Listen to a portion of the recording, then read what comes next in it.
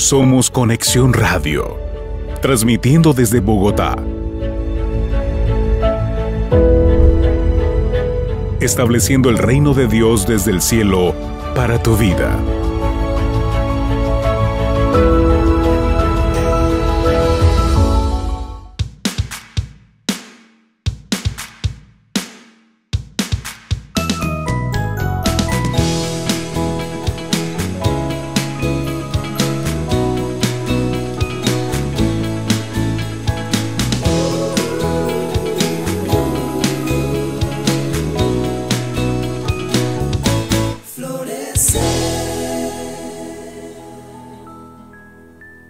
Hola, hola, bendiciones para todos. Estamos de nuevo aquí en nuestro programa Florece, como todos los viernes, con una compañía maravillosa.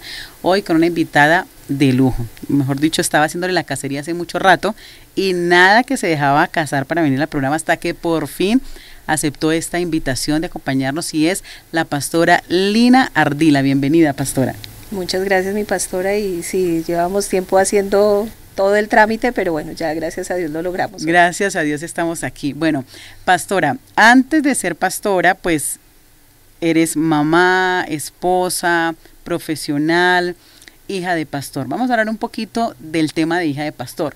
¿Naciste, llegaste al mundo siendo la hija del pastor o ya estabas grandecita cuando tu papá empezó el pastorado? Yo siempre uso una frase y digo, yo creo que a mí me hicieron en la iglesia. Papá y mamá vivían en la misma iglesia. Claro. Entonces, cuando ellos se convierten, un año después más o menos, ya quedo yo, me engendran a mí. Entonces puedo decir que nací dentro del hogar cristiano, dentro de un núcleo familiar cristiano. Desde 0 kilómetros. Desde cero, o sea, nació prácticamente ahí en el altar, así como dice la canción, en el altar te conocí, en el altar, sí, en el altar de hecho, me es mi parte favorita de cualquier canción. Sí, exacto. Esa. Bueno, Paz, ¿cómo fue ese proceso de crecer como hija de pastor? Obviamente, tú eres una persona muy joven, pero siempre ser hijo de pastor trae unos matices muy particulares dentro de la iglesia. ¿Cómo fue ese proceso? Bueno, yo creo que fue una de las etapas más difíciles de la vida, de mi vida, porque cuando yo empiezo a crecer dentro del ministerio, mi papá fue enseñado en un ministerio muy, muy rápido, muy radical. Entonces él se convierte, a los 2 meses termina pastoreando. Tiene que al yo nacer, tiene que desplazarse a otra ciudad para trabajar en la obra ministerial. Y en ese entonces la iglesia tenía un proceso más tradicional, ¿no? Más arraigado a muchas normas. El hijo del pastor era tenido como muy aislado, como usted haga caso, y entonces no lo mandaba solo el papá y la mamá, sino lo mandaba a la iglesia. Entonces a mí me sucedió que pues era prohibido el pantalón, entonces no podía usar la sudadera del colegio, no podía despuntarme el pelo, no podía arreglarme de alguna manera. Entonces aquellas familias y la historia donde uno hereda la ropa de los hermanos, entonces yo heredaba la ropa de mi hermana, y llegaba un momento donde no me quedaba, pero una de las líderes se empecinaba contra mí y me hacía estirar los vestidos y todo tenía que ser así, y dice uno, fue un tiempo duro, fue un tiempo difícil. Lo vivimos con mis hermanos, yo soy la menor de 4, entonces yo por ser la menor pues tenía más para observar. Puedo decir que 2 nacieron fuera del ministerio, uno estaba en el proceso y yo que ya nací dentro del ministerio como tal. Pero sí fue muy duro. Ser hija de pastor en aquella época no fue bonito, no fue fácil, y puedo decirlo con toda la certeza del caso, soy una sobreviviente de la iglesia, no me mató la iglesia, lo logré, y ahí voy saliendo. Pero bueno, eso es un testimonio, porque hoy en día mucha gente salir corriendo, como que me hirieron, me lastimaron, corro, porque ay, me dolió, pero eso trajo una resistencia, ¿no? Obviamente no era lo que hubiésemos querido, pero tampoco había responsabilidad, digamos, de nuestros padres, porque era como el mismo sistema, ¿no? Que llevaba como a esas normas. Sí, era la tradición de aquella época. Entonces, era lo que la Biblia dice y hay que cumplirlo, y como sea hay que cumplirlo. Así se interpreta y así es. Era tal cual. Entonces no tenías opción de nada, no te podías equivocar. El hijo del pastor, o en el caso de la pastora, no se podían equivocar nosotros teníamos una hermanita, ella tuvo el privilegio de cuidarnos y nosotros del privilegio de que nos castigara. Entonces, así era la norma en aquel entonces. Entonces uno decía, ven, hasta dónde la iglesia tiene, digamos, esa autoridad, que porque él pues es el pastor, porque a la hora de los reconocimientos pues todos eran hacia el pastor y obviamente está bien, pero no está la mira en quién estaba detrás o su familia.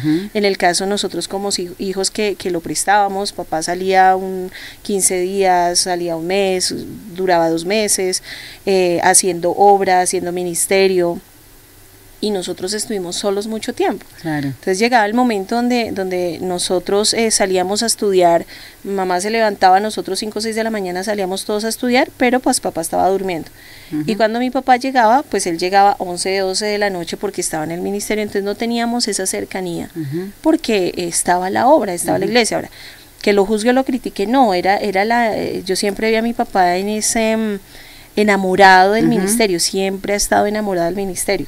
Yo creo que en cierta manera fue una de las cosas que en lugar de ser negativas para mí, fueron como más inspiradoras. ¿Qué tanto puedes amar tú algo que pueda sacrificar incluso muchas cosas? Claro. Ya con el tiempo, yo sé que Dios hizo al entender muchas cosas y bueno, él empezó a tener el tiempo para la familia, para la esposa, para los hijos y empezamos a cambiar muchas cosas. Pero sí se vivió una etapa muy difícil, la infancia fue una etapa muy difícil, se puede decir muy discriminatoria en el caso de uno como hijo del pastor, donde fuimos muy criticados, donde fuimos muy señalados, donde uno podía escuchar a los líderes, es que el pastor trajo a los hijos, yo no sé para qué trajo a los hijos, y uno, pues porque somos los hijos. Y uno ahí sentado, ahí los niños escuchando eso. Sí, yo siempre he tenido una particularidad, no sé si mi pastora lo ha notado. Cuando yo no tengo mucha confianza, yo soy muy callada. La gente no me cree, pero sí, yo soy callada. O sea, yo prefiero guardar silencio. Entonces yo, de pequeña, por todo mi entorno, pues era la más callada de todos. Mi hermana y yo somos muy distintas. Ella es más efusiva, ella es más extrovertida. Yo no. Para mí era todo con calma. Todo. Y este tipo de cosas no ayudaban, de todas maneras, escuchar eso, no hacía bien para una niña estar oyendo de, me invitaba el pastor y se trajo a los niños. Yo lo escuchaba siempre, yo era más de buenas, yo todo lo escuchaba.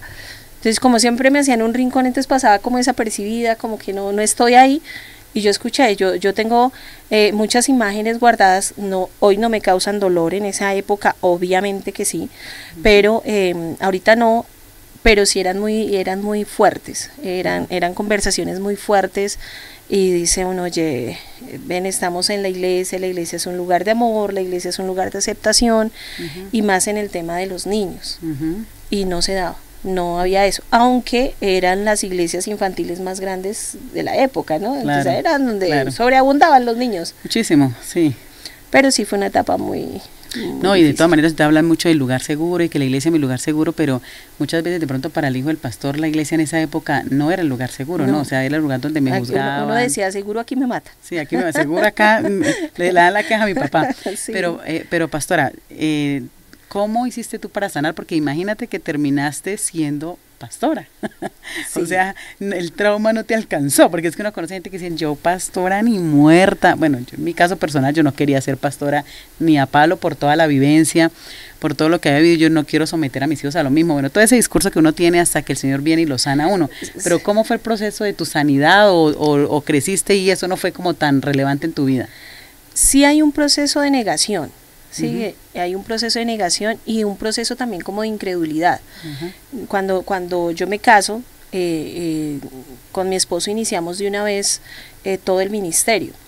Él fue nombrado pastor, o sea, fue ratificado por Dios muchas veces como pastor, pero yo nunca escuché a un profeta, a un apóstol, a mi papá, tú serás pastor. O sea, yo nunca escuché eso. Yo tengo un recuerdo cuando tenía como 7 años en una iglesia en el sur, que era una de las iglesias hijas, pero nosotros igual vivíamos allá, entonces asistíamos ahí. Y hubo una campaña, esas campañas que se hacían en esa época. Campaña gloriosa evangelística. Sí, que no era un día ni dos, ni 8 días de ni campaña. rogaba uno, venga hermanos, vengan, asistan.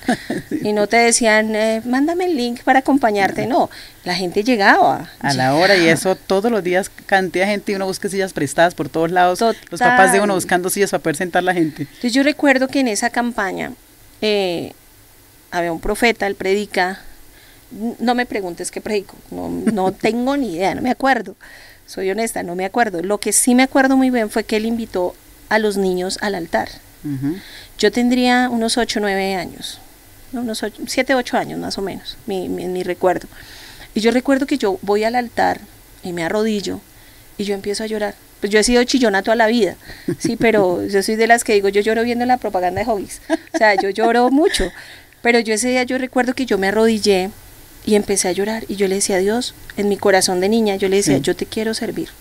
No sé cómo, porque también había el tema de la discriminación del profeta, ¿no? Entonces el profeta veía al hermano mayor, al varón, y tú serás, y tú irás, y tú llevarás, y eres el ungido de Jehová, y los otros chiquitos menores pues ahí imagínate, yo era la cuarta, entonces había para el A, para el B y para el C, pero para el D ya no alcanzaba. No la veía, no, no estaba.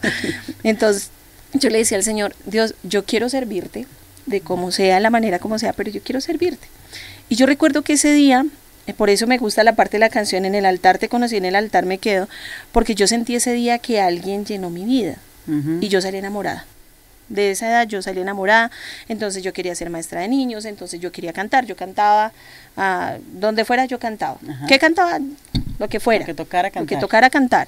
Entonces me encantaba, me gustaba mucho, y pues ver a mi papá con la guitarra pues más me inspiraba, yo quiero cantar, yo quiero ir y yo quiero cantarle a todo el mundo, y bueno, fue de las cosas que casi no logré, pero cantaba. Con el tiempo nosotros nos casamos y empezamos a desarrollar ya el ministerio, pero había una negación, o sea, indistintamente hubo una negación. Entonces yo le decía a mi esposo, no me pastora, ni permitas que la gente me diga pastora, porque yo soy Lina y ya. No voy a hacer más porque a mí Dios no me ha dado un llamado. Dios mismo tuvo que pegarme mi jalón de orejas para que yo entendiera a qué me había llamado. Claro. Sin embargo, sí me ha enseñado a no vivir del título, que esa es otra de las luchas que enfrentamos. Entonces digo, no, yo soy lo que soy porque Dios me llamó, estoy donde Dios me puso, tengo el llamado que Dios me entregó y tengo el título que Dios quiere que yo tenga. Así es. Y lo acepté. Y al haberlo aceptado, Dios empezó a abrir las puertas, entonces desde ahí terminamos pastoreando ya directamente, terminamos ahorita pastoreando pastores, y bueno, haciendo también parte de la junta de presidentes de presidentes de asociaciones, entonces ha sido como un escalafón. Como Dios llevándote al lugar que te había prometido. Pero pastora, a la par de eso, tú estudiaste una carrera que es una carrera muy linda, pero hoy en día, no sé, hay como mucha desinformación, y es la psicología. Hoy en día la gente, hay muchos psicólogos empíricos en las redes sociales, hay mucho consejero, mucho gurú, que algunos con aciertos, otros totalmente diciendo unas cosas que uno dice, oh por Dios, alguien que le quite el celular. ¿Qué te llevó a ti a estudiar psicología? Cuando estaba estudiando 11, en aquella época no estaba el internet en auge. Entonces nosotros nos ponen un trabajo y nos mandan a la Luis Ángel Arango, que era la biblioteca general, donde todo el mundo podía estar. Y yo recuerdo que para hacer el trabajo tenía que tratarse sobre el ciclo vital. O sea, lo recuerdo también, que yo llegué, empecé a buscar, pregunté dónde encuentro el ciclo vital, y empecé a mirar, a revisar. Y cuando empiezo a mirar cómo es la creación del bebé, qué pasa con el bebé, cómo empieza a desarrollarse, mira, yo me enamoré de los libros. Y yo dije, yo quiero estudiar psicología, esto es lo que yo quiero. O sea, yo sé que fue un sentir de Dios también, pero yo lo dije desde ese momento lo entendí, dije, esto es lo que yo quiero, porque entendí el ciclo vital, cómo hace Dios para crear una persona y cómo la va desarrollando, cómo la va llevando en ese momento de la parte biológica, pero ya después con el tiempo tú entiendes todo el esquema, todo el proceso, toda la elaboración de la cual Dios te mete para tener tu ciclo vital.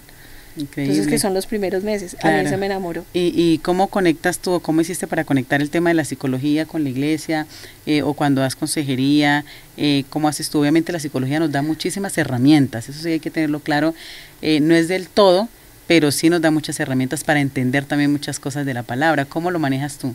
Es muy chistoso, porque hay gente que cuando escucha que tú eres psicólogo, entonces te buscan de inmediato.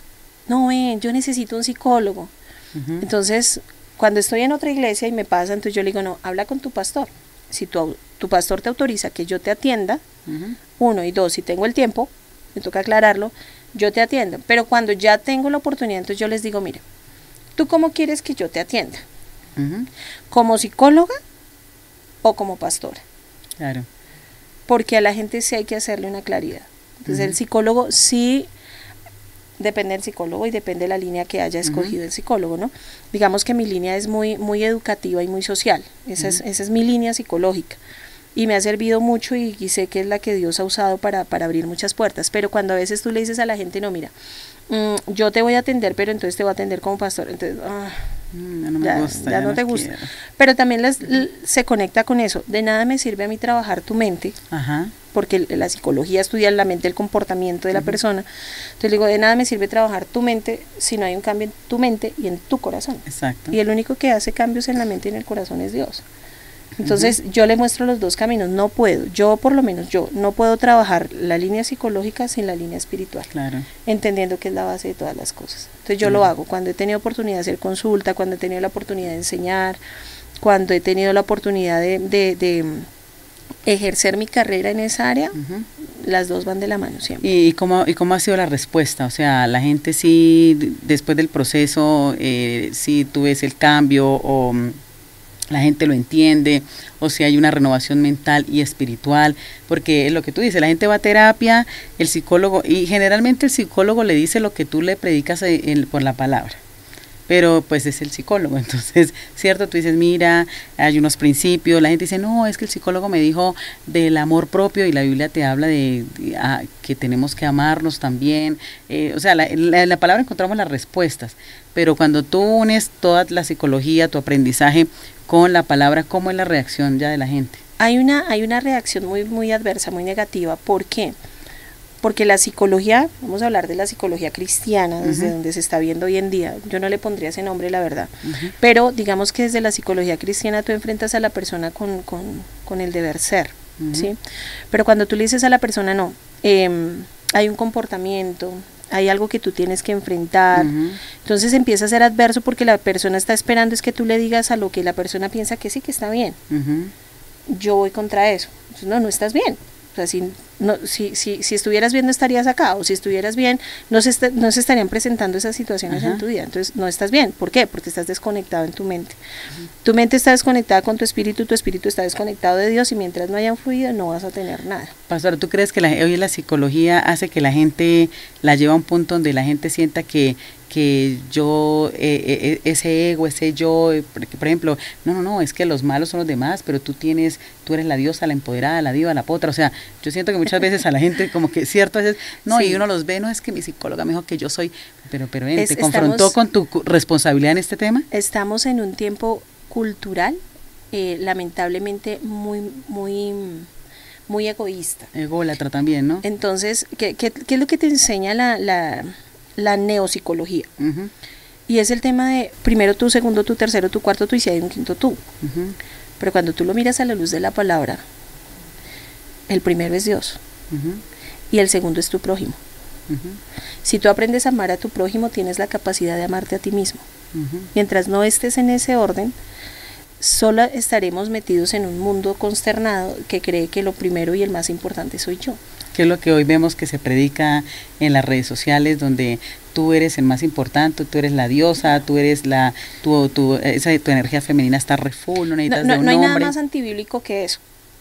O sea, si tú lo miras desde la parte bíblica, no hay nada más antibíblico, pero si lo miras desde la parte psicológica también, porque es que también está científicamente comprobado que la mayor sensación de bienestar está cuando tú sirves a los demás. Y cuando estás amando también a otro, ¿no? O sea, tú solo cuando no puedes. Das, cuando tú abrazas, cuando tú sonríes, cuando pasas tiempo en sociedad. Entonces, para eso tienes que estar amando a otros. Si tú miras hoy en día, con ese tipo de aprendizaje que hemos tenido, porque eso es cultural y entró a la iglesia. Si esto está dentro de la iglesia, yo no te hablo de afuera, esto está dentro de la iglesia.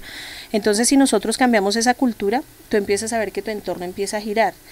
Como no cambiamos esa cultura, pues enfermedades mentales han entrado en la iglesia. porque la gente no llena eso, ¿no? O sea, como que la expectativa como no se cumplió, porque no es real. No es real, No es real. es una mentira. La gente se frustra, pero ¿por qué? Si yo soy la diosa, la diva, la potra, la empoderada, ¿por qué la expectativa no se cumple? Es porque no es cierto. Tú necesitas de otras personas para poder crecer. Total, tú necesitas socializar. Ajá. O sea, Dios nos hizo a nosotros seres sociales. Pero cuando te dicen primero tú, segundo tú, tercero tú, cuarto tú, o te cambian las prioridades, porque son las estrategias mentales que se están utilizando, entonces te cambian las prioridades, pierdes tu esencia.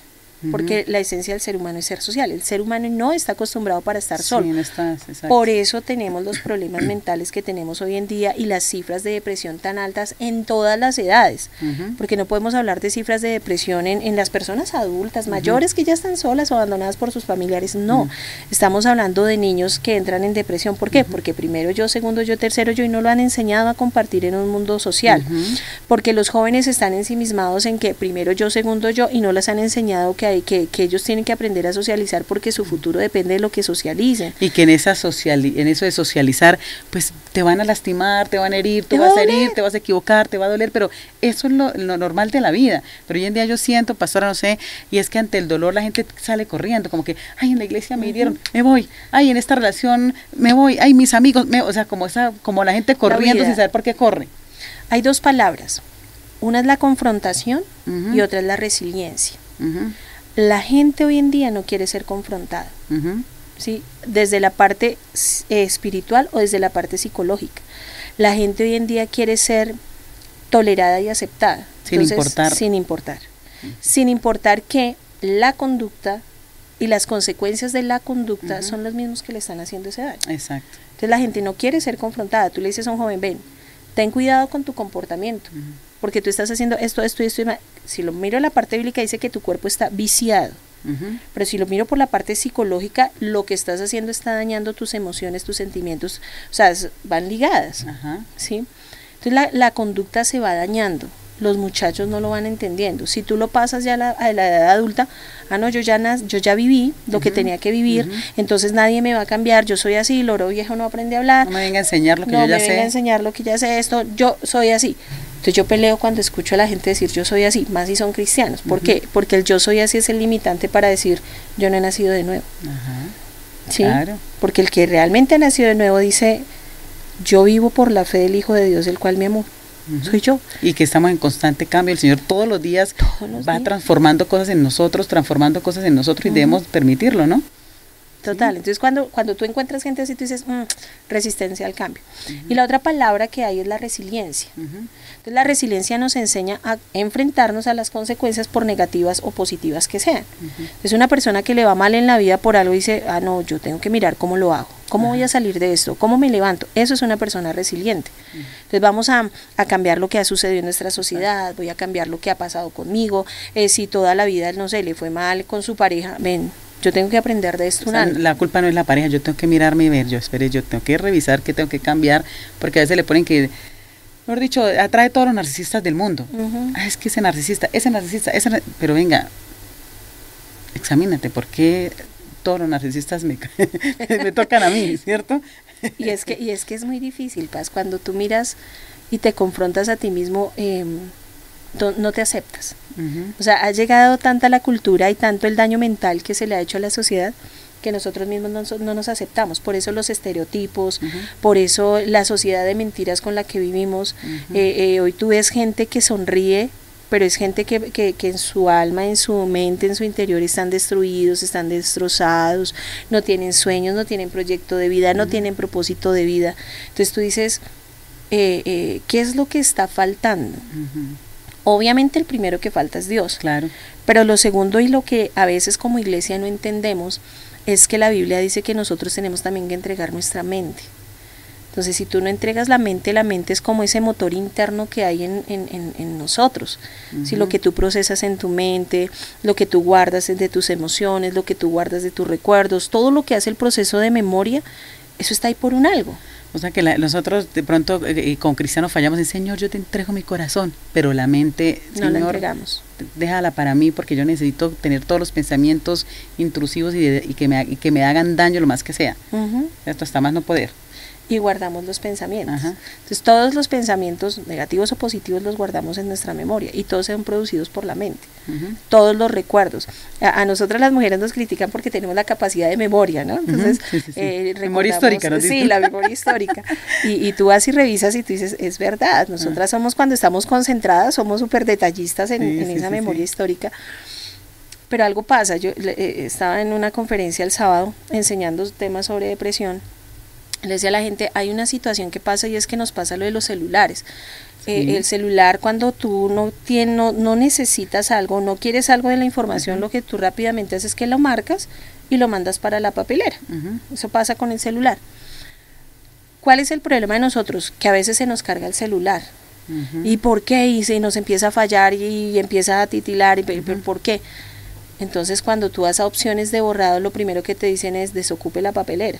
Tiene esta memoria llena. Está la memoria llena. Y uno dice, pero ¿por qué si yo borré la foto? ¿Pero por qué si yo borré esa información? ¿Pero por qué? La memoria está llena. En la mente nos pasa exactamente lo mismo. Es igual. Nosotros enviamos todo a la papelera, pero nunca la desocupamos. ¿Y cómo la desocupamos? Ahí está el secreto, ahí está la pregunta. Echa sobre Jehová tu carga, Él te sustentará. O sea, tú puedes encontrar muchos textos donde dice, venid a mí todos los que estéis trabajados y cargados. O sea, están las dos palabras. La papelera llena, la memoria llena. Yo les decía a la gente, imagínense ustedes, si nosotros tenemos basura normal, los orgánicos en nuestra cocina y dejamos de sacar los orgánicos por 15 días.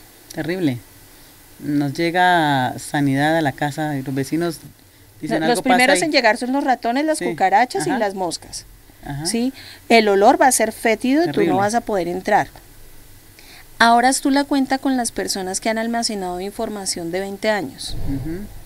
No, yo ya perdoné a ese desgraciado, perdón la palabra, pero lo perdono, ya con la sola palabra tú dices, ya su boca está dando ese olor de que hay algo bien, hay algo bien en su mente y en su corazón. Y de pronto lo que tú dices, entonces yo desocupo y yo creo que perdoné, pero como no he ido realmente allá al fondo de las cosas, es cuando la gente no se ha perdonado nada. Nada, sigue el tema del rencor, el resentimiento, la amargura, el dolor, la depresión, porque a mí siempre me ha ido mal. Ok, hay algo en su mente, no que la gente esté loca, porque bueno, esa es otra historia que la gente dice, psicólogo, estamos locos, yo no estoy loco, no, es la cuestión de que no hemos sabido hacer una limpieza mental que realmente nos permita aquietar nuestros pensamientos y dejar que Dios haga lo que tenga que hacer. Yo siempre digo hoy Dios va a hacer hasta un punto, Dios no nos va a hacer a nosotros toda la tarea. Exactamente, ahí, eso te quería hablar precisamente, ahí juega mucho el tema de las decisiones, porque la gente entonces, Dios, pero tú ¿por qué permitiste? ¿Por qué me hiciste? Pero las decisiones, el libre albedrío, ¿no? También está ahí muy importante. Toda tu vida desde que te levantas es una decisión. Tú decides si te levantas o no te levantas, si te bañas o no te bañas, todo es una decisión, si comes o no comes, todo es una decisión. Y en los temas de pensamiento es igual. Ahora, que ya porque hablamos hoy se escuchó, ya mañana estamos sanos, no, eso es un proceso, pero cuando yo todos los días voy a la basura y empiezo a sacar, llega un momento donde la papelera realmente queda desocupada. Mira, hay algo que se llaman espacios vacíos y eso funciona hasta en lo espiritual, ¿sí? Pero Dios no puede llenar lo que está lleno. Claro. Entonces, cuando la mente está llena, cuando el alma está llena, ¿dónde le queda el espacio a Dios? Claro. ¿Cómo almacenas tú bonitos recuerdos si tu mente está llena? No hay espacio, por eso toca desocupar. Claro. Entonces la Biblia es muy clara, echa sobre Jehová tu carga, cuando te dice sobre toda cosa guardada, guarda tu corazón, porque es de la manera en cómo te vas a comportar, en cómo vas a hablar, en cómo vas a manifestarte a la gente. Claro. Es lo que hay en ti. Claro, me acuerdo que cuando estaba pequeña había unos tratados, yo no sé si tú los viste, donde estaba el corazón, donde el primer corazón, y estaba lleno de cosas horribles y de animales, y la culebra. A mí me da miedo ese tratado, yo lo cogía así. La culebra, que no sé qué, que la rana, que bueno, todos los animales, y luego entonces venía y todos los animales salían y ya ahí entraba el Espíritu Santo. Imagínate, esos son unos tratados de hace muchísimos años y es la realidad. Hay que desocupar para que el Señor pueda entrar, pero nosotros tenemos que hacer la tarea. Es que a veces la gente como que se empecina. ¿Tú qué piensas de las personas que repiten las mismas situaciones todo el tiempo? O sea, caen como en el mismo juego, sea emocional, sentimental, en todas las áreas de su vida. Que no han aprendido la tarea. Entonces hay una canción secular, la uso mucho de ejemplo y es por lo mismo. Dice, una piedra en el camino me enseñó que mi destino era rodar y rodar. Sí. Yo decía, venga, pero si tiene problemas con la misma piedra, entonces tiene varias cosas por hacer. De nuevo y con la misma piedra, ¿sí? Sí, pasan por la misma piedra. Entonces, siéntese y póngale dinamita y explote la piedra, o pase la piedra por algún lado, o coja por otro camino, pero ¿por qué se tiene que estar tropezando con la misma piedra? Haga un cambio. Haga un cambio. Tiene que hacer un cambio. Entonces, ahí vamos al autoanálisis. Yo tengo que mirar en mí qué no estoy haciendo bien y por qué siempre es la misma situación, porque siempre tengo que enfrentar el mismo proceso. Yo siempre escojo a los que me ven, entonces revísate. O por ejemplo, mi esposo siempre tiene la misma conducta repetitiva y son de esas parejas que siempre pasa lo mismo, el mismo problema, la misma pelea, los mismos insultos y la misma reconciliación. Es una conducta de costumbre. Entonces, dijo otra canción, es que me la paso escuchando canciones seculares, pero es que tienen frases importantes. Las de aquella época, de aquella época, sí, no. sí, de aquella época, donde dicen, la costumbre es más fuerte que el amor. El amor. Eso le digo yo a los chicos de la iglesia, cuando cualquier cosa digo, es que una canción que dice que es verdad que la costumbre es más fuerte que el amor. Y Dios bendiga a la hermanita que la cantaba, sí. Pero es cierto. Sí. Se vuelve uno un animal de costumbres. Entonces, ya sé que vamos a pelear, nos vamos a tratar mal, nos vamos a decir cosas hirientes, pero al final nos vamos a reconciliar. Pero cuando tú miras el último de los días, vas a encontrar gente amargada, gente triste y gente que no ha podido desarrollar su potencial porque nunca decidieron cambiar de conducta. Ahora, cuando tú lo pasas al tema espiritual, tú dices, ¿eso es lo que Dios quiere? Exacto. ¿Ese es el tipo de familia que Dios quiere que tú tengas? ¿Ese es el tipo de conducta que Dios quiere que tú tengas? No, porque la Biblia habla del gozo, habla de la alegría, habla del deleite, pero es que tú no puedes dar de lo que no tienes. Entonces, ¿cómo vamos a Dios nosotros, el caso de los que somos cristianos, cómo vamos nosotros a decirle, Señor, yo te amo y me gozo en ti, cuando vengo mal, cuando estoy triste, cuando estoy aburrido, cuando estoy abrumado? Entonces, por eso el Señor lo recomienda, primero vaya y descargue, vaya, bote la basura. Sí. Otra de las cosas que pasa también mucho es que hay gente que bota la basura mientras está en culto, o en la iglesia, o en la reunión, o en una buena reunión, pero después la recoge y se la lleva. Entonces la gente que dice, no, sí, pastora, yo el Señor me habló y yo tengo que tomar decisiones y me voy a tomar decisiones, pero cuando uno los ve, uno dice, oye, pero le duró 12 horas, un día. Un día la decisión, como el que va a hacer dieta. Sí, exacto. Entonces, pero no nos damos cuenta que es que las decisiones son diarias. O sea, la decisión que tú tomas hoy no te sirve para mañana. Exacto. El maná, o sea, no te sirve para mañana. Mañana hay que tomar una nueva decisión. Tienes que empezar con base a lo que quise cambiar, que eso también tiene que ver con los hábitos también, ¿no? Transformar ese hábito. Hay parejas y relaciones que tienen unos hábitos destructivos y hasta que alguno de los dos no digamos a cambiar este hábito, pues la situación va a seguir. Que no va a ser de la noche a la mañana, pero hay que hacer cambios. O sea, la Biblia habla de renovar nuestra mente. Cuando te habla de renovar nuestra mente es eso. O sea, cuando tú te quedas con los mismos pensamientos, pues vas a tener las mismas conductas. Cuando tú te quedas con los mismos hábitos, pues vas a tener los mismos resultados. Claro. Pero si tú renuevas tu mente y dices, ven, hoy voy a hacer algo diferente, hoy voy a hacer el arroz, primero voy a fritar el arroz y luego le echo ¿cómo lo hace siempre? Primero le echo el agua, luego le echo la cebolla o le echo la sal. Voy a hacerlo distinto.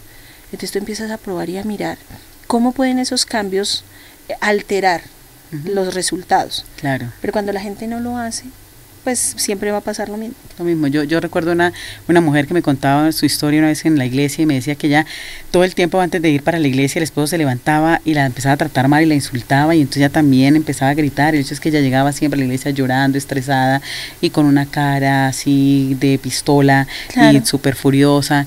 Y entonces yo un día le dije, pues cambie la forma y la táctica. Cuando él se levante a pelear, usted quédese callada, haga sus cosas y sale.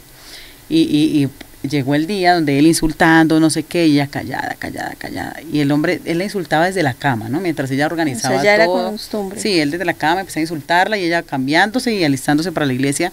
Y ella se quedó callada, organizó su desayuno y todo, tanto así que el hombre se para de la cama y él va y le pregunta, oye, ¿a ti qué te pasa? Y él dijo, ¿por qué? Dijo, ¿por qué estás tan callada? Y yo, ¿por qué no quiero pelear? Y ella me dice que hasta ese día el hombre dejó de fastidiar. O sea, es como que una de las dos personas en medio de estas cosas y lo que tú dices es, voy a sacar la basura, no me voy a someter más a esto. Como que vamos a hacer un cambio, ¿no? Es un cambio. Y el cambio cuando tú lo haces no es fácil, pero trae un nuevo ambiente a tu casa, a uno mismo como persona. trae un nuevo ambiente, hay lugares, no sé si te ha pasado, Paz, cuando tú llegas a un lugar que tú dices, uy, esta casa, uy, como que te incomoda llegar, está pesado el ambiente.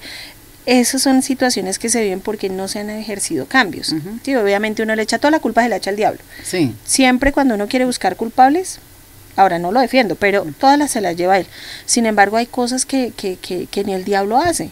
No, es que hay cosas que es resultado de nuestra falta de lo que tú dices, de decisión, porque un diablo mentiroso vino y nos robó la paz a mi esposo y a mí y terminamos insultándonos. No, pero si ya es un hábito, ya el diablo ni se mete ahí. Ya el diablo dice, ya los que ya pelean solos. Sí, no manda, eso iba a decir ahorita, no manda ni al demonio allá porque para qué si ya están agarrados. Hasta el demonio dice, uy, ya me tienen aburridos. Sí, ya se llegaron de culto a pelear, entonces ya dejarlos que ellos siempre se agarran, sí, ¿cierto? Porque ya es una costumbre. Pero cuando lo cambian, cuando dicen, ven, las cosas van a ser diferentes, yo voy a hacer... Entre las conductas de nosotros, y lo decíamos ahorita, no debemos esperar que el otro cambie. El que siembra es el que cosecha. Pero nosotros esperamos, sin sembrar, cosechar. Que es lo que hoy en día hablan también de si no cambia, si no sé qué, si no te esto, bota todo, pero tenemos nosotros que dar nuestro paso para cambiar, y yo pienso que eso de que la persona cambie primero es para que, si dado el caso, supongamos, hablemos de una relación, la mujer cambia, pone de su parte, si no llega a funcionar, yo siempre digo a las personas, ¿sabes por qué tienes que cambiar? Para que el día que esto deje de funcionar, tú puedas salir sin la más mínima culpa y responsabilidad delante de Dios, porque hiciste todo lo que estaba en tus manos hacer, y ya, no se pudo porque la otra persona no quiso. No vio, no valoró, no hizo, pero eso es cierto, Paz, cuando la gente no entiende su nivel de responsabilidad, o sea, todos somos responsables de un algo, de la vida que Dios nos entregó, todos somos responsables como mujeres de nuestro autocuidado, pero también somos responsables como esposas, primero, antes que ser madres. Esa es otra historia alterada que tenemos en nuestra sociedad, pero antes que ser esposas, nosotras fuimos la novia, la amiga, la que toleraba todo, la que se reía de todo lo que ahorita ya le choca, sin deslimitarnos, sino que uno dice, no, hasta aquí puedo llegar, esto es lo que voy a aguantar, esto es lo que voy a soportar. Hoy en día esa realidad también se ha desdibujado mucho, entonces yo le decía a una pareja, no vayan a que cuando se casen y firmen y digan ya el sí, se les acabe el noviazgo, se les acabe la tolerancia, porque eso pasa mucho, o ya se van a vivir así nomás, y entonces cuando se dan cuenta de la convivencia, porque lo que realmente genera esos lazos es la convivencia, de acuerdo, como vayan construyendo desde cero, entonces ellos tienen que ir mirando, bueno, yo era en mi casa de esta manera, pero no puedo hacer lo mismo acá porque la persona es totalmente diferente. O sea, ya no estoy con mi mamá, ya no estoy con mi papá, o ya no estoy con mis hermanos, o ya no vivo sola, porque en muchos casos así, ahora vivo con esta otra persona. Claro, los acuerdos que llamamos, ¿no? Los acuerdos. Siempre lo dice la gente, pero lleguen a acuerdos desde el noviazgo, pongan acuerdos, esto no me gusta, esto tal cosa, y lleguemos a acuerdos, y no llegar al matrimonio, después de que haya un desgaste, venga, hagamos acuerdos, ya toca ir a terapia, pedir consejería y de todo, cuando se puede prevenir eso. Lamentablemente estamos en una sociedad que se pierde los procesos, o sea, todo lo quieren arreglar como rápido, o sea, lo pedí, llegó y ya, y Dios no es rápido. Dios hay momentos en que te va a contestar de una vez, pero Dios hay momentos en que se va a tomar su tiempo, o sea, el proceso. Nosotros no queremos vivir procesos, nadie quiere vivir procesos, pero todos tenemos problemas en nuestro corazón, en nuestra mente, en el caso, por ejemplo, de nuestra fuerza, pero en el auge en el que estamos, la mente ha sido la más atacada porque ha sido la menos cuidada. Y es donde nos estamos quedando en todas las edades. En todas, no hablamos, no socializamos, las redes o la tecnología mejor nos está distanciando muchísimo más, y nos estamos alimentando de mentiras que nos dicen otros, lo que tú decías ahorita, de vivir de fantasías de los demás. Y de ver que la vida perfecta que alguien coloca y que alguien pone y su vida maravillosa, y resulta que no es tan real, la casa no es real, la casa es prestada donde presume que es su casa, que vive, entonces todo eso ha afectado a las personas, y el tema, yo siempre le digo a la gente de la iglesia y a la gente casada y a los novios, por ejemplo, los que presumen esas relaciones perfectas, hogares perfectos, de mira, si esperas en Dios tendrás un hogar como el mío, yo digo, no creas todo, porque todos los hogares tenemos conflictos, hay que construir.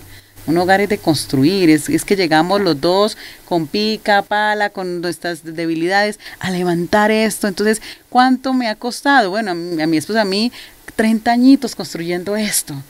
¿A ti cuántos años? 25. 25 construyendo, eso no es que es una cosa perfecta, no, hay que, y a veces nos equivocamos, y a veces el ladrillo no era ese. Y a veces cogemos el ladrillo para ponerlo. Le ponemos el ladrillo a él en la cabeza y él quiere ponerlo a nosotras, entonces es un construir, pero lo de la salud, de todo este tema de la mente, sí es muy importante tenerlo en cuenta. Paz, en ese momento tú estás presidiendo la Asociación de Pastores de nuestra localidad en Bogotá. Bogotá está como distribuida como por localidades, ¿no? 21 localidades. Entonces es nuestra localidad. ¿Cómo ha sido ese ejercicio de estar coordinando, liderando y pastoreando pastores? Porque pues los pastores también son difíciles. Son especiales. Son difíciles los pastores. No, ¿cómo ha sido ese ejercicio? Yo amo a los pastores. Yo creo que de las tareas que Dios me ha delegado, esta me la gozo mucho.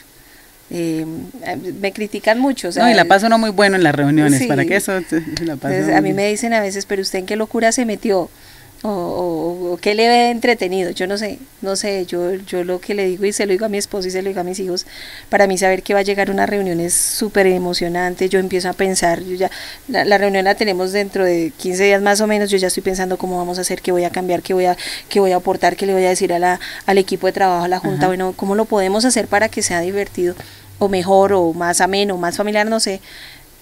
Pero a mí me apasiona, Paz. O sea, eso es algo que incluso desde antes de presidir, yo pedía los permisos en el trabajo, como fuera, siempre estaba en las reuniones, siempre, que me tocaba servir el tinto, o me tocaba pasar el desayuno, ya no me importa, y todavía lo hago y me da igual. O sea, para mí es chévere poder abrazar cada pastor, las pastoras, ahorita estamos teniendo cercanía con los hijos de los pastores, entonces ha sido una tarea muy bonita y a mí me gusta. Claro. Entonces me genera emoción. No, y para uno como pastor es muy chévere porque uno está en un ambiente donde no están las ovejas, sino uno está como con sus compañeros de equipo, uno no está cohibido. Entonces los chistes, las cosas, el momento divertido, no falta el pastor sanguíneo que saque chiste a todo. Entonces sí, son reuniones que a mí en lo personal también me gustan mucho, y sentarme al lado de algunos que me hacen... Hay reuniones, tú has visto que ese grupito de allá. Ese grupo, y a mí me encanta hacerme, de por sí que por aquí está la pastora, y a mí también le gusta ese grupo que le hace a uno reír, entonces como que se siente uno como en el colegio, reír de los chistes y todo, la pasa uno muy, muy sabroso. El grupo de ancianos que hay, y me hacen reír mucho porque... bueno, cuando he necesitado, aparte de la junta, de pronto multitud de consejos, está la sabiduría, entonces voy a ellos y me hacen reír cada vez que los veo y se buscan, ¿sí? Parecen pollitos, todos se buscan y todos se hacen ahí con su... Pero ver cómo Dios nos ha permitido desarrollar no solamente una familiaridad, sino lazos de amistad, claro, entendiéndonos todos desde la misma labor, sabiendo que todos vivimos los mismos procesos, que las ovejas, que la familia, que la escasez, y son procesos muy similares. Entonces yo creo que eso es lo que nos une, escuchar a algunos pastores. Hay un pastor en particular que yo lo escucho cuando cuenta sus historias anecdóticas, pero él es muy histriónico, ¿sí? Entonces cuando empieza a hablar de lo que le pasó, yo me puedo reír es de verlo cómo cuenta su historia, claro, hacia al final sea algo muy sencillo, o cómo ver otros que aparentemente son tan serios. Hay uno que uno siempre lo oye, está así, pero cuando echa sus chistes uno dice, oye, o sea, es increíble, me parece muy hermoso. Los chistes de pastores que a uno le da risa, ¿no? Sí. Y que uno termina riéndose, pero bueno, Paz, igual este proceso ha sido muy interesante, y bueno, tu papá ha sido fundamental también en todo eso, es un hombre de Dios de muchos años de ministerio, como contábamos, de mucha trayectoria, que canta espectacular, y la guitarra me encanta porque toca la guitarra por allá como los ¿cómo se llama este grupo? Los voceros de Cristo. Los voceros de Cristo, los Alvarado de aquella época. Entonces cuando uno escucha el cantar y como puntean la guitarra y todo, uno como que se remonta a esa época de escuchar cantar, y me encanta también. Y en este momento también está ese equipo súper bonito que es las localidades juntas con sus presidentes, haciendo un trabajo muy interesante de unir la iglesia. ¿Cuál es el objetivo principal de todos sus presidentes, aparte de unir la iglesia, pues que es lo más importante? ¿A dónde más quieren llegar? Bueno, hay una visión que nosotros tenemos, y es poder brindarle herramientas al pastor en temas, por ejemplo, como estos, que han sido de pronto muy controversiales. La psicología dentro de la iglesia ha sido muy controversial. Sí, exacto, sí. Yo soy un poco apática con de pronto términos que se están utilizando como el coaching cristiano psicológico, porque digo, no es, o sea, no es el enfoque, no es para dónde vamos. Pero digamos que sí, cuando nos unimos como presidentes decimos, bueno, ¿qué necesidades tiene un pastor? Entonces, ¿qué herramientas les podemos brindar? ¿Cómo les podemos ayudar? Y es eso, ahorita estamos trabajando para darles una herramienta donde habla sobre la conformación de equipos de trabajo.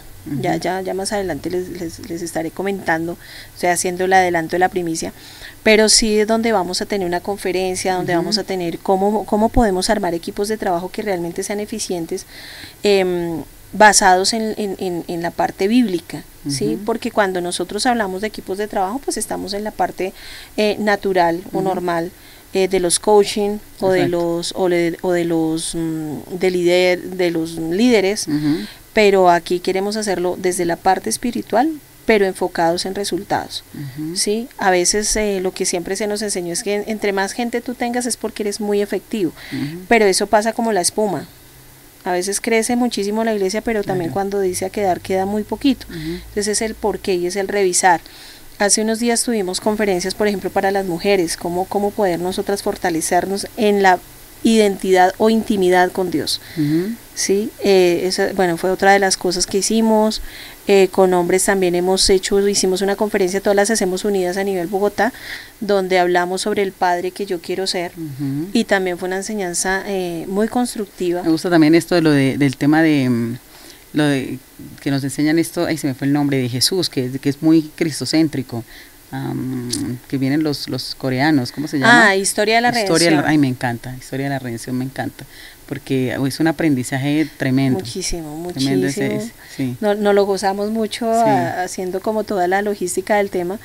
Pero es muy bonito. Ahorita venimos con Historia de la Redención 3, que se llama El Pacto de la Antorcha, es la que vamos a mirar, haciendo algunos cambios, pero sí, vamos a estar otra vez ahí al frente de la batalla.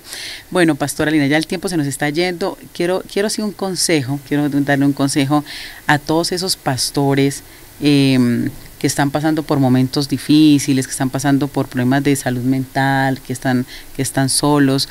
Una de las cosas para que un pastor no se sienta solo es precisamente unirse a una asociación de pastores, ¿no? Estar con sus compañeros, y entonces tú escuchas que este pastor le pasó eso y uno dice, entonces no fue solo a mí, ¿sí me hago entender? O sea, como que estás, yo recuerdo que con mi esposo estuvimos en un evento de pastores donde dijeron, levanten la mano los que hoy en día la gente que está en su iglesia no fue con los que comenzaron. Y yo volteé a mirar y toda la gente levantó la mano. Puedo levantar la mía. Pues somos los únicos. Entonces uno se da cuenta de que vivimos lo mismo. Entonces, un consejo a esos pastores que están pasando y a sus esposas por algún problema de salud mental. Dice la Biblia que mejor son dos que uno, y que si alguno cae habrá otro que le levante. Y eso no solo aplica para el tema de pareja, eso aplica para todos los contextos. El deseo de Dios siempre ha sido que nosotros nos apoyemos los unos a los otros. Por eso nos dicen en los consejos que da Pablo es: sopórtense, oren los unos por los otros, ámense los unos a los otros. O sea, que no que si vemos a alguno que se está hundiendo, pues al contrario lo hundamos más, no, sino poder entendernos, porque todos pasamos el mismo proceso. Son actores diferentes, pero el guión es el mismo. Exacto. Entonces, hablar. Una de las cosas que le hace mucho daño al pastor es cuando se queda callado. Todos los pastores hemos tenido necesidades. Yo he tenido necesidades económicas. Claro. Yo también muchas veces me he visto sin mercado. Y yo lo puedo decir. Yo decía, no, pero ir a decirle uno a otro pastor, venga, no tengo que comer, no, qué boleta, dirán que no tengo fe. Entonces, no, a veces... O a veces ganas como de no seguir, entonces, estoy agotado, me siento rendido. Voy a renunciar. Sí. Yo he escuchado a varios pastores que a veces me han dicho, algunos que han tenido la confianza conmigo, me dicen, yo quiero como parar ya aquí, yo ya no quiero hacer nada, Dios me ha dado el privilegio, digo yo, de aprender con muchos de ellos y escucharlos y poderles animar y poderles decir, no, vamos adelante y vamos a ver, nos ponemos los dos la camiseta, este llamado Dios nos lo dio y vamos a sacarlo como sea, vamos a ir adelante, vamos a sacar la esposa, vamos a sacar los hijos, vamos a ayudar, porque a veces también cometemos un error, Paz, y es que a veces escuchamos al pastor, orientamos al pastor, pero no ayudamos al pastor. O sea, no le decimos aquí estoy. Y yo digo que de las cosas que he aprendido con los pastores ha sido ese, no, Paz, ¿cómo estás? No los llamo todo el tiempo, tú ves que yo no soy de las que llama todo el tiempo, no, pero a veces mando un mensaje, ven cómo sigues con esto, cuando me han comentado cosas. A otros sí me ha tocado decirles, venga, yo tengo revelación, yo sé que tengo revelación, pero es que diciéndole a Dios cada ratico, venga, revéleme quién es el que está mal para esto, pues evíteme en ese pasito, claro, y hablemos. Claro. No es malo porque son procesos. Claro, y pasa muchas veces que el pastor se protege porque como siempre es cuestionado, y si le dice a la iglesia, estoy pasando por una necesidad, ay no, mi pastor vive en crisis, yo me voy para un pastor exitoso, ¿cierto? Entonces como que el pastor dice, mejor quémonos calladitos y aquí no pasa nada. Y todo está bien. Y sí, tranquilo. Y aprendimos a sonreír. Ajá. Pero volvemos a lo que hablamos ahorita, el pastor también guarda su basurero. No estoy hablando de pecado, no. Creo que en eso fui clara, o sea, hay pensamientos que vienen de frustración, de fracaso, de negación, no lo pude hacer, y eso lo guardamos, y más cuando escuchamos a las ovejas de que nuestra iglesia no es, o de que el pastor no enseña, o que la manera en que lo hace no corresponde, y podemos nosotros decir, bueno, ¿cómo puedo cambiar yo eso? ¿Cómo puedo mejorar yo eso? ¿Cómo puedo evitar yo eso? Y la única manera es hablando. Yo le digo aquí a los pastores, busquen a un pastor de su confianza, porque no todos generamos ese mismo feeling, un pastor de su confianza, una pastora de su confianza, y coméntele. Y ojalá gente que ya haya sido procesada, porque pues ya arrancar con el pastor que cierto, con de pronto usted esté en una crisis y véngale, que salió ayer al pastorado, de pronto puede darle un consejo, pero no tiene la experiencia de aquel que ha sido trillado, que ya lleva... que no lo va a juzgar. Sí, exacto. Sí, porque el que ha sido trillado, ¿de dónde lo juzga si pasó por ahí? Exacto. El pastor novato, pues va a eso porque la super espiritualidad, pero todos necesitamos, a todos nos bajan de la nube. A todos nos bajan de la porque todo el mundo sale al pastorado diciendo, no, yo sí voy a hacer las cosas distinto, yo descubrí que el agua moja y todo esto, y cuando viene el Señor y venga, le enseño, papito, táquete. Y cuando te bajan de la nube tienes dos opciones, o te quedas o continúas. El problema de uno quedarse es que no se queda uno solo. Uno se queda, en el caso de nosotras, se queda el esposo y se quedan los hijos. Yo hubo un momento en que sí le dije al Señor eso. Dije, Señor, estábamos pasando una situación fuerte, no en hogar, sino externa. Y yo sí le dije al Señor en ese momento, dije, Señor, yo ya me toca parar aquí porque no la doy, no puedo. Y me puse a hablar con mi esposo y yo le decía, no la doy, yo me voy a quedar quieta. Entonces me dice, te quedas quieta, a mí me toca quedarme quieto. Y me quedo quieto, a los muchachos les toca quedarse quietos, y yo, oh por Dios, ya lo entendí, perfecto, Señor. Entonces cerré los ojos y seguí ya. Dame fuerzas y sigo adelante porque tengo una responsabilidad muy grande. Esa fue la otra oración, Señor, dame fuerzas. Yo lo que más le pido al Señor, entre la sabiduría y el discernimiento, es la fuerza. Señor, dame fuerzas, que mi corazón no se vuelva duro. Porque a veces se endurece con tantas cosas, el corazón se endurece, pero Dios no necesita corazones duros, necesita corazones fuertes. Entonces la fuerza te ayuda, la resistencia no tanto, la resistencia es eventual, pero la fuerza es continua.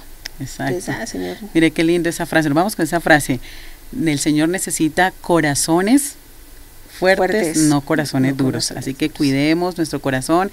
Gracias, pastora, por acompañarnos. Cualquier pastor que nos ve, que quiera pertenecer a la asociación, escriben ahí también.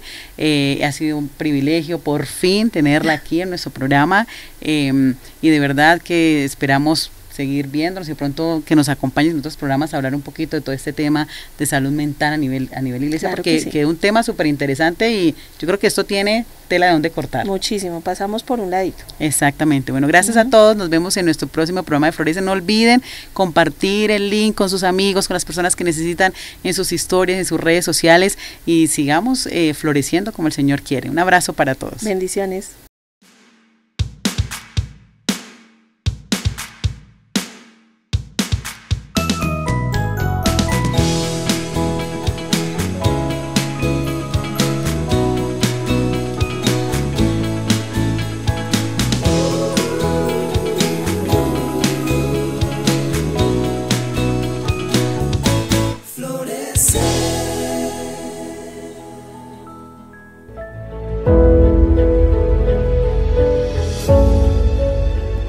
Somos Conexión Radio, transmitiendo desde Bogotá.